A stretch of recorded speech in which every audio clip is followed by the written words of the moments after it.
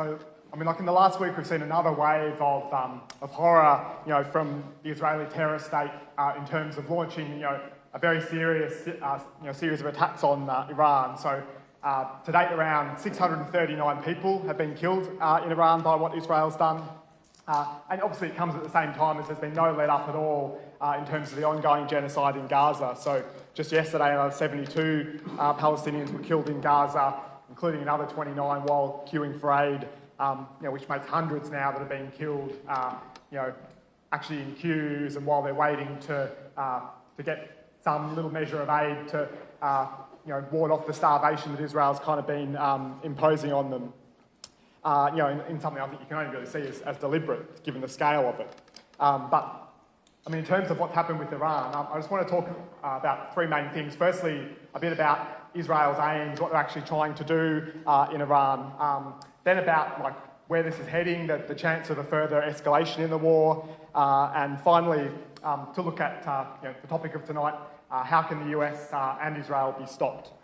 So, I mean, firstly, look at the series of strikes that Israel's launched on Iran, this barrage of missile attacks and, attacks with F-35 fighter jets, Mossad attacks inside Iran as well, even to the level of actually car bombings, really just terrorist attacks that they're carrying out in the streets. Netanyahu's tried to justify this by saying that, it's being done to try and stop Israel getting nuclear weapons, that this, he says, is an existential threat to Israel, a threat to the very existence of Israel, apparently. And I think, those shameful talking points have been echoed by the Australian government. So Penny Wong, the foreign minister, has, effectively said the same thing, that she, as I quote, that Iran's nuclear and ballistic missile program is a threat to international peace and security. So somehow somehow Iran is the threat, to international peace and security, and accuse them of breaching, the non-proliferation obligations in terms of the nuclear program. I think, firstly, we have to say that's monstrous hypocrisy. Israel is the only state in the Middle East that actually is a nuclear weapons state, has at least 90 nuclear warheads. It's the only state in the region actually that has the capacity to carry out warfare on the scale that we've seen. I mean, you look at the last 2 years. How many countries has Israel invaded and attacked now? The idea that Iran is the main threat to peace in the region, I think, is just a farce.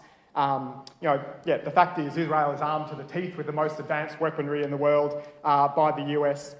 And the US also guarantees its security. So, any actual threat to Israel, if there was one, it's very clear that the US would step in to give them, as they have over Gaza, whatever, weapons, missiles, defence shields, and so on, that the US could. So I think, what we're really seeing is that, another kind of demonstration, of Israel's, unrestrained military aggression. As we've seen in Lebanon, Syria, Yemen, Gaza and the West Bank, where they're continuing the genocide. And really, I think what it's about is about securing and cementing Israel's, absolute military dominance in the region. I think we've already seen, although Israel claims it's about, the nuclear weapons program, and that's just what they're, the reason for attacking Iran, that actually what they've been doing goes way beyond that. There's been an attempt to assassinate a whole series of military leaders. Israel apparently told the US, as it's come out in the media, that they think they could actually assassinate Iran's supreme leader as well, in terms of the political leadership of the Iranian state. And more generally, it's just been a attempt to cripple the power of the Iranian state, its military capacity. So they've tried to wipe out any missile defence, capabilities that Iran has, so that Israel can just, bomb, the country at will without Iran being able to do anything to actually defend itself. They've tried to get rid of all the, missile launchers and stockpiles and so on that Iran, still has. So really, it's about trying to cripple Iran and to reduce its power as much as they can. And we've also seen in terms of what Israel's trying to do, that Netanyahu has boasted about, that he thinks regime change is on the agenda, that he's going to so weaken, the Iranian state that he's called on, the people of Iran, to rise up against the regime. Now, I think, there's nothing progressive about the Iranian regime, but the reality is that, if you wage war on a country, if you rain, terror and death from the sky in the way that Israel's doing, the most likely outcome of that is actually going to strengthen the state, no matter how, reactionary or whatever it is. But that's been the experience, like if you look at Saddam Hussein in Iraq or Serbia or a whole series of places that, that kind of military onslaught actually pushes people towards the regime and, gives them the scope to actually drum up nationalism and so on to boost their kind of own support.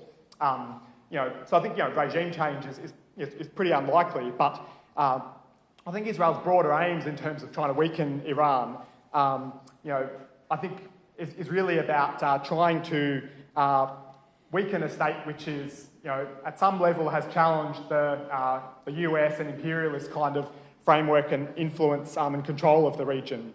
I think it's for that reason you can see very clearly that what Israel is doing is being backed to the hilt by the US. So, it's very clear at the start of this, pretty much hours after it began on the first day, that Trump had given the green light for Israel to do this. Like you can look at what he posted on social media, on his Truth Social account, in terms of saying that he told Iran that something like this was going to happen if they didn't kind of give in to his demands, in terms of the negotiations with Iran, that had been going on, boasting about how, this had happened because of all the military hardware from the US and how great the US's kind of military hardware is, and celebrating the attack and so on. And I think we also know that it's come out that in the days or the week leading up to what happened, the US actually rushed another 300 Hellfire, they're called missiles, to Israel, presumably to make sure they had the capacity to just keep bombing Iran and to do whatever they wanted to. I think it's also true that, you look at what's happening, there's no way that Israel would have been able to do this without the support of the sort of surveillance and intelligence that comes from the US, which has, the capacity to, gather that kind of intelligence on a scale that no other state does. And I think it's also worth noting in that respect that Pine Gap in terms of Australia is key to the US's capacity to gather that kind of intelligence. So, whether or not it's talked about in the media, the fact is Australia is, more than likely directly implicated in what's happening. So yeah, I mean, the US has backed Israel up to the hilt. But I think the reason for that in terms of, Israel's aims is that what Israel wants to do actually dovetails very much with the US's interests in the region. They very much have a common interest in terms of maintaining the overall kind of US and Western imperialist control. So I think if you look at Iran, the US has never forgiven, Iran and the state that now runs Iran for the fact that it came out of the 1979 revolution that toppled the Shah of Iran, who was a key US ally in the region. Under the Shah was big base of operations for the CIA and the US, in the region, Iran. The US has never forgotten that, and they don't like the fact that the Iranian regime won't just allow itself to be bullied and give in to whatever the US wants. Won't just obey the US's wishes. So fundamentally they don't like the fact that Iran is actually competing and doesn't accept the US kind of control and influence of the Middle East. And you can look at what the Iranian state did in Iraq after 2003. As an example about that, as well as, the network of kind of proxies that they've built up in terms of Hezbollah and support for the Houthis and so on, who at some level, oppose the US and Israel in terms of their influence in the region. So, I mean, I think just just to go back to the background to all this, in terms of what was going on with the US negotiations and why the strike kind of happened now. So Netanyahu, the Israeli Prime Minister, has said that Iran was on the cusp of nuclear weapons and that's why the strike had to be launched now. I think it's worth just saying that in that respect, the US intelligence agencies don't agree with that even one of Trump's appointees, Tulsi Gabbard, admitted that the US intelligence officials' assessment was that Iran wasn't working to build a nuclear bomb and hadn't actually restarted the program that it had until 2003. to actually do that. So Iran does have a nuclear program, which it says is for nuclear power, that it's had for decades. And if you look at the negotiations that were going on, with Trump, this is actually a product of the fact that the US has been tightening the screws on Iran for some time. So there was a nuclear framework that was meant to keep Iran just to being able to produce uranium for nuclear power. Trump tore that up in 2018 in favour of what he talked about, applying maximum pressure to Iran to really force them to kind of capitulate. That didn't work very well, so Iran didn't respond by giving Trump exactly what he wanted. So he tried to go back to negotiations to again get Iran basically to give up its nuclear program. He now says that Iran has to basically deliver unconditional surrender and a complete end to uranium enrichment, which Iran kind of rightly argues under international law, at least they have a right to actually enrich uranium for nuclear power. And as well, the US hasn't actually given Iran any guarantee that they'll about how they'll lift any of the economic sanctions that they've had kind of crippling Iran, particularly since 2018 as well. So I think the kind of collapse of those negotiations, because Trump really wants to say to Iran they have to surrender unconditionally, and that's the deal that he wants, is the reason that Trump kind of green-lighted Israel to launch the attacks. So given this has happened, what's the likely result of what's happening? I think there's a lot of speculation about the danger of escalation of the war, and it's clear there is some danger of the war escalating further. One example of that is the very fact that Israel bombs Iran. Of course, Iran then feels like it has to retaliate, and the danger of that kind of process of retaliation is that for instance, if that can actually spiral out of control. For instance, if there's Iran kills hundreds of people in terms of a strike on Israel, Israel will feel like it needs to respond at an even higher level, and that can feed a process of escalation. It's also clear that, however, in terms of that process of escalation, I think already that Iran's capacity to actually hit back against Israel is quite limited. So if you look at most of the Iranian states bombing in retaliation to what Israel's done, the truth is most of the missiles have either been intercepted or they've missed their targets. There's only been a couple of occasions that I've seen that it's clear where, for instance, they hit Mossad headquarters or some military intelligence kind of headquarters. Iran's capacity to actually do damage to Israel at that level is quite modest.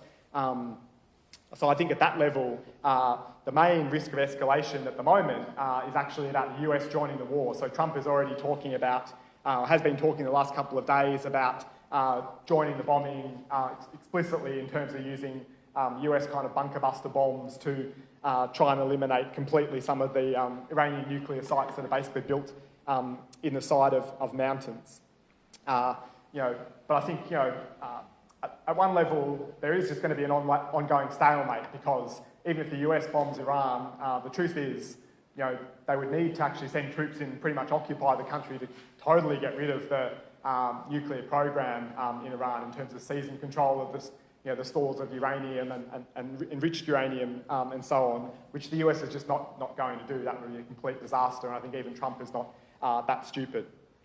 So I think, I think what the war does show is that Israel actually, in military terms, has actually been relatively successful, that it's been a way that Israel again has asserted and shown its military dominance against Iran, which has been its kind of main challenger in the region.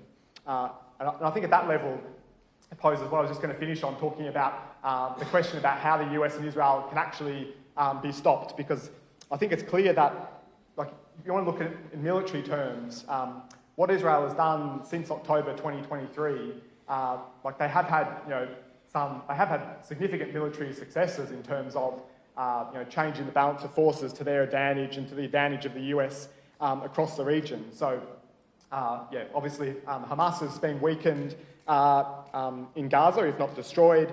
Hezbollah in Lebanon has been very much degraded, and I think you're seeing that in terms of the fact that Hezbollah, which is strongly supported by Iran, hasn't been willing to actually open another front, given the scale of the bombing that's going on in Iran, because they've been so chastened by the scale of the Israeli attacks and don't want to contemplate the destruction that another kind of war with Israel would actually bring to Lebanon. I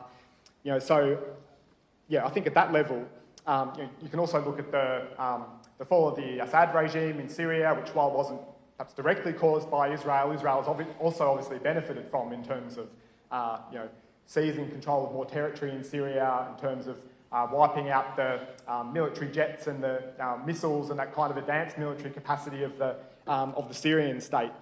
So I think overall, that idea that there was this axis of resistance, that Iran and its proxies was going to be some kind of force that was able to stand up to Israel and challenge it in any kind of serious way, I think has been shown that it just can't. That strategy of trying to use armed struggle and pure military confrontation to actually take on Israel has been totally unsuccessful. And what I think that shows is that if you actually want to build a movement of resistance that's actually capable of taking on imperialism, stopping Israel's genocide, stopping the horrors that the US and Israel are kind of inflicting on the region, you can never actually compete in pure military terms with a state like Israel, which is backed up to such an extent by the US. It's still the overwhelming world's military superpower. I think even looking in that kind of direction to armed struggle, to be the force that actually somehow takes on Israel, actually leads you to needing to form alliances and look to states whether it's in the region or states that are hostile to US in terms of where you're going to get the weapons, where you're going to get the military training to be able to do that. And at that level, it also means you're drawn into compromises with the ruling classes of those countries and their own particular interest in terms of advancing their own kind of wealth and power, which I think is somewhere that a popular movement just shouldn't go. But I think despite the failure of that kind of strategy of military confrontation, I think it is possible to actually defeat imperialism and Israel's apartheid state. But what it actually requires is a strategy based on mass struggle, in particular in the Middle East, across the Arab regimes, looking to the power of the working class to actually resist imperialism. So for starters, I think Israel's dominance doesn't simply rest on the weapons that it gets from the US, Australia and so on. It also rests on the collaboration of the Arab regimes that kind of surround Israel. So you can see that very clearly in the last week.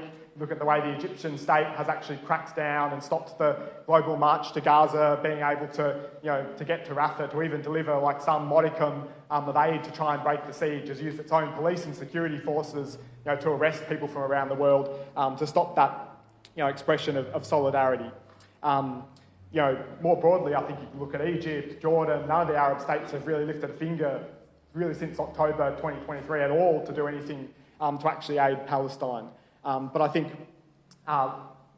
what we have to look to is a revolutionary struggle, a revolutionary strategy in the region based on the working class to try and bring down those regimes, impose, for instance, a blockade on oil, gas, trade, any kind of assistance like that to Israel, to close the Suez Canal and try and block Israeli shipping, based on a movement that actually demands genuine democracy, both in somewhere like Egypt and Jordan, as well as Iran and everywhere across the region, including in all of historical Palestine.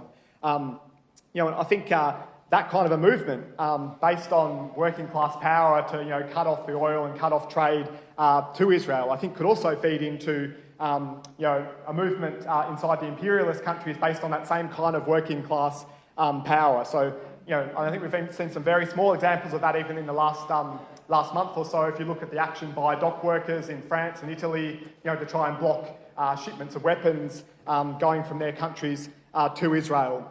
That's the kind of action that we need to actually stop, the arming and the support, and the trade and so on that Israel needs to survive.